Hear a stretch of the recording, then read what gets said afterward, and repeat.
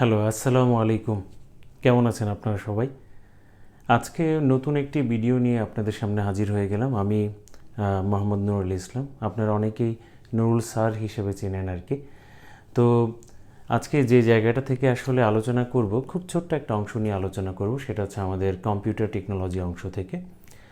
তো এই computer technology অংশ থেকে আমরা যে প্রশ্নটার উপর ভিত্তি করে আসলে আজকের এই ছোট্ট ক্ষুদ্র টপিকটুকু আলোচনা করব, সেটা হচ্ছে কম্পিউটার যে শব্দটা, এই শব্দটা কোন ভাষার শব্দ থেকে আগত বা কোন ভাষা থেকে আগত। তা আমরা মোটামুটিভাবে এটার উত্তর অনেকেই জানি, তবে দুটো জায়গায় যে আমাদের একটু ঝামেলা হয়, সেটা হচ্ছে আমরা ল্যাটিন অ্যান্সার করব না গ্রিক অ্যান্সার করব, অথবা দুটোর যে কোনো একটা থাকলে তো সেটা আমরা অ্যান্সার করতে পারবোই। তো চলুন আমরা ওই বিষয়টা জানার জন্য কয়েকটি তথ্য আগে একটু জেনে নিই। তা আমরা বলছিলাম যে এই যে কম্পিউটার যে শব্দটা, ঠিক আছে, একটু খেয়াল করবো এই জায়গাটায়। সেটা হচ্ছে আমরা বলছি কম্পিউটার। আমরা যদি দেখি এই কম্পিউটার শব্দটাকেই ল্যাটিন ভাষায় আপনার লেখা হয় কম্পিউটারি। এটাকে যদি বিশ্লেষণ করি তাহলে দুটো অংশ পাবো, একটা হচ্ছে কম আর একটা হচ্ছে পুটারি। তো সাধারণত এই কমের যে অর্থটা, এটা হচ্ছে একসাথে বা মিলেমিশে। আর পুটারি যে শব্দটার অর্থ, এটার বেশ কয়েকটা অর্থ আছে, তবে একটা জায়গায় পাবেন, সেটা হচ্ছে টু কাউন্ট, গণনা করা। তো এই দুইটার কম্বিশনে যে কম্পিউটারি যে শব্দটা, ল্যাটিন যে শব্দ, এই শব্দের সাথে আমরা দেখি যে কম্পিউটার যে শব্দটা, তার একটা মিল আছে। আবার ইংরেজিতে আমরা যে বলে থাকি আপনার, সেটা হচ্ছে, ইংরেজিতে তো কম্পিউটারই বলি নাকি? আচ্ছা, তো এখন এই যে ইংরেজিতে যে আমরা কম্পিউটার বলছি, তো এটা বলা হচ্ছে যে শব্দ থেকে এসেছে, সেটা হচ্ছে কম্পিউট। আর এই কম্পিউটারের সাথে আপনার যুক্ত করে দেওয়া হয়েছে একটা সাফিক্স, সেটা হচ্ছে আর, যার ফলে এটা হয়ে গেল কি কম্পিউটার। তো এই যে কম্পিউট যে শব্দটা, এই শব্দটা হচ্ছে একটা গ্রিক শব্দ। তো আমরা যদি দুইটা ক্ষেত্রেই দেখি যে গ্রিক যে শব্দ কম্পিউট, তার সাথে সাফিক্স হিসেবে আর যুক্ত করে তৈরি করা হলো কি কম্পিউটার, যেটা ইংরেজি ভাষার মধ্যে আমরা ব্যবহার করে থাকি। আর ল্যাটিন ভাষার যে শব্দটা, সেটা হচ্ছে কম্পিউটারি। কম এবং হচ্ছে পুটারি, এই দুইটার সমন্বয়ে গঠিত। তো এই দুটো শব্দের অর্থই কিন্তু হচ্ছে যে গণনা করা। খেয়াল করবেন, এই দুটোর অর্থই আমরা কি বলছি, গণনা করা। তো ওই অর্থে আমরা সাধারণত বলে থাকি যে কম্পিউটারটা হচ্ছে একটা ডিভাইস যে গণনা করে থাকে, ঠিক কিনা, যেটি কিনা গণনা করে থাকে, গণনাকারী যন্ত্র। তো এখন একটা বিষয়, এই যে কম্পিউটার যে শব্দটা, আমরা দেখলাম ল্যাটিন এবং গ্রিক দুই ধরনের প্রভাব আছে।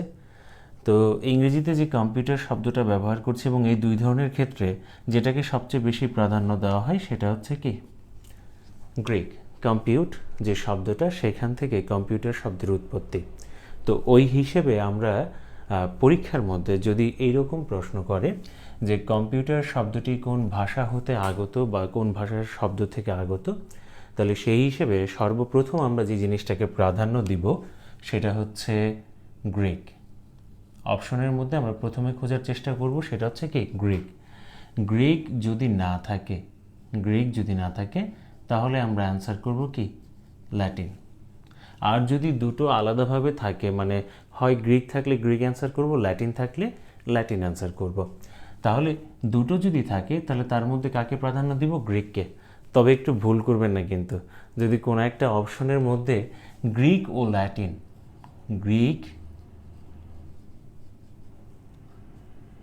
ল্যাটিন দুইটাই যদি থাকে, তাহলে ওই অপশনটাকে আমরা বাছাই করে নিব। কেমন? তাহলে আমি আবার বলছি যে কম্পিউটার শব্দটি কোন ভাষার শব্দ হতে আগত বা কোন ভাষা হতে আগত, এর উৎপত্তিটা আসলে আমরা প্রাধান্য দিব গ্রিককে, গ্রিক অপশনে না থাকলে ল্যাটিনকে প্রাধান্য দিব। তবে সবগুলো অপশন ভালোভাবে খেয়াল করে দেখব কোথাও গ্রিক ও ল্যাটিন একসাথে একটা অপশনে আছে কিনা, তাহলে ওইটাকে সবার আগে প্রাধান্য দিব। তো সাধারণত এইভাবে থাকার কথা না, হয় গ্রিক থাকবে না হয় ল্যাটিন থাকবে। আর দুইটাই যদি অপশনে পান, হ্যাঁ, আলাদা আলাদা অপশনের মধ্যে ধরেন কতে গ্রিক পেলেন, খতে ল্যাটিন পেলেন, তাহলে সেই ক্ষেত্রে আমরা প্রাধান্য দিব কাকে? গ্রিককে। তো এখন দেখুন, এই যে কম্পিউটার যে শব্দটা, এই শব্দটা সর্বপ্রথম যিনি ব্যবহার করেছিলেন তিনি একজন ইংরেজি সাহিত্যিক ছিলেন আসলে মূলত। তার নাম হচ্ছে রিচার্ড ব্রাথওয়েট, একজন ইংরেজি সাহিত্যিক, পয়েট ছিলেন মূলত। তিনি আপনার হচ্ছে 1613 সালের দিকে 1613 সালের দিকে উনি একটা বই লিখেন, যে বইটার নাম হচ্ছে দ্য ইয়ং ম্যানস গ্লিনিংস। এই যে দ্য ইয়ং ম্যান গ্লিনিংস, এই বইটার মধ্যে উনি সর্বপ্রথম এই কম্পিউটার শব্দটা ব্যবহার করেছিলেন। তাহলে কম্পিউটার শব্দটি সর্বপ্রথম যে বইয়ের মধ্যে উল্লেখ পাওয়া যায় সেই বইটার নাম হচ্ছে দ্য ইয়ং ম্যানস গ্লিনিংস। এই যে বইটা, এই বইটা লিখেছেন কে? Richard Brathwaite. এবং এটার উল্লেখ আসলে কত সালে করা হয়েছিল, লেখা হয়েছিল, সেটা হচ্ছে 1613 সালে। এই 1613 সালে তার লিখিত এই যে বইটা, এই বইটার মধ্যে কম্পিউটার শব্দটার উল্লেখ করা হয়েছিল সর্বপ্রথম। তো তখন এটার মিনিং আসলে যে কাজে ব্যবহার করা হয়েছিল সেটা হচ্ছে যে এটা তখন ব্যক্তি পর্যায়ে ব্যবহার হতো। ব্যক্তি পর্যায়ে বলতে যেটা বোঝাতে চাচ্ছি সেটা হচ্ছে রিচার্ড ব্রাথওয়েট এখানে বোঝাতে চেয়েছেন যে কম্পিউটার হচ্ছে একজন ব্যক্তি। কেমন ব্যক্তি? যে কিনা গণনার কাজ করে থাকে। অর্থাৎ যে ব্যক্তি গণনার কাজ করবে তাকে আমরা কি বলতে পারবো? কম্পিউটার। তবে একটা মজার বিষয় কি জানেন, এই যে শব্দটা কিন্তু বিংশ শতাব্দীর মাঝামাঝি পর্যন্ত অনেক বেশি প্রচলিত ছিল মানুষের ক্ষেত্রে। কারণটা কি জানেন? কারণ ওই সময়ও দেখা যেত যে ব্যবসায়িক যে প্রতিষ্ঠানগুলো, বিভিন্ন ধরনের রেস্টুরেন্ট বা অন্যান্য যে জায়গা, ব্যবসায়িক প্রতিষ্ঠান, সেখানে আপনার গণনার কাজ করার জন্য একজন ব্যক্তিকে রাখা হতো। আর সেই ব্যক্তি হিসেবে সবচেয়ে বেশি প্রাধান্য পাইত কে বলেন তো? এই যে অ্যাসিস্ট্যান্ট হিসেবে কে বেশি প্রাধান্য পায়? ফিমেলরা, নারীরা। তো এই নারীদেরকে প্রাধান্য দেওয়া হতো, কারণ নারীদেরকে এই গণনার কাজে রাখা হতো। কারণ এইদিকে সুবিধা হচ্ছে যে তাদেরকে কম বেতন দিতে হতো, পুরুষদেরকে রাখলে তার তুলনায় বেশি বেতন দিতে হতো। তাহলে বেতন কম দিতে হচ্ছে, আবার দেখা যাচ্ছে একই সাথে যে কাজ করা দরকার, গণনার যে কাজটা করা দরকার, সেটাও হয়ে যাচ্ছে। তো এই যে দেখুন, এই শব্দটা আমাদের মাঝে পরিচিত হলো কিভাবে, আমরা আস্তে আস্তে ব্যবহার করা শুরু করলাম কিভাবে, যে বিষয়টা এই যে রিচার্ড ব্রাথওয়েট যখন 1613 সালের দিকে তার বইয়ের মধ্যে এই শব্দটা ব্যবহার করলেন, এখন একজন সাহিত্যিক একটা শব্দ ব্যবহার করেছেন, তার মানে তো এই না যে এই শব্দটাই মনে করেন যে সব জায়গায় আমরা ব্যবহার করা শুরু করে দিব। উনি ব্যবহার করেছেন, আমরা সব জায়গায় ব্যবহার করা শুরু করে দিব। আমরা অনেকে ব্যবহার করতে পারি, নাও পারি। তবে এই যে শব্দগুলোর সত্যায়ন দরকার, অ্যাটেস্টেড করা দরকার। তো এই ক্ষেত্রে আপনার যেটা জানা গিয়েছে সেটা হচ্ছে দি অনলাইন এটমোলজি ডিকশনারির এর মতে এই শব্দটি, কম্পিউটার শব্দটি রিচার্ড ব্রাথওয়েটের ব্যবহারের পর 1640 সালে সর্বপ্রথম সত্যায়িত করা হয় বা সত্যায়ন করা হয় এবং ওই সময়ও মিনিংটা ছিল কি এরকমই। হ্যাঁ, একটা শব্দের রূপ দেওয়া হয়। যেমন একটা বিষয় হচ্ছে কি, যেমন আমরা এখন টুইটারকে একটা শব্দ হিসেবে গ্রহণ করেছি। কারণ কি, টুইটার বা টুইট যে শব্দটা, এটা সর্বপ্রথম যখন এসেছে বা ওই অ্যাপটা যখন আসলো, ওই শব্দটা তো ওই অ্যাপের নামটা ছিল টুইটার, কিন্তু ওইটা তো আমরা আমাদের দৈনন্দিন কাজে বা অন্য কোনো কিছুতে ব্যবহার করতাম না। তো একজন কোম্পানির মালিক, সে হয়তো এটা ব্যবহার করেছে, কিন্তু পরবর্তীতে এই শব্দটা কিন্তু অক্সফোর্ড ডিকশনারিতে কিন্তু অন্তর্ভুক্ত করা হয়েছে। এই যে এর সত্যায়ন হয়ে গেল। আমি ওই বিষয়টাই বোঝাতে চেয়েছি যে রিচার্ড ব্রাথওয়েট তার এই যে সাহিত্যকর্মের মধ্যে ব্যবহার করেছেন এই শব্দটা, এর মানে এই না যে এটা সত্যায়ন হয়ে গিয়েছে। এটার ব্যবহার হতে পারে, নাও হতে পারে। সত্যায়নের জন্য এই যে প্রমাণ স্বরূপ আমরা যেটা বললাম দি অনলাইন অ্যাটোমোলজি ডিকশনারি, এই ডিকশনারিতে এর মতে আর কি 1640 সালে সর্বপ্রথম কম্পিউটার শব্দটি সত্যায়ন হয়। এখন এই যে কম্পিউটার, তখন এটা মিনিং ছিল ব্যক্তি পর্যায়ে, মানে তারাও বলতেছে যে এই বিষয়টা সেটা হচ্ছে কি যে এই যে কম্পিউটার যে শব্দটা, এই কম্পিউটার শব্দটা একজন ব্যক্তি ক্ষেত্রে ব্যবহৃত হয়, যে ব্যক্তি গণনার কাজে জড়িত তাকে কম্পিউটার বলা হয়। পরবর্তীতে 1897 সালের দিকে এইটার পরিবর্তন আনা হলো।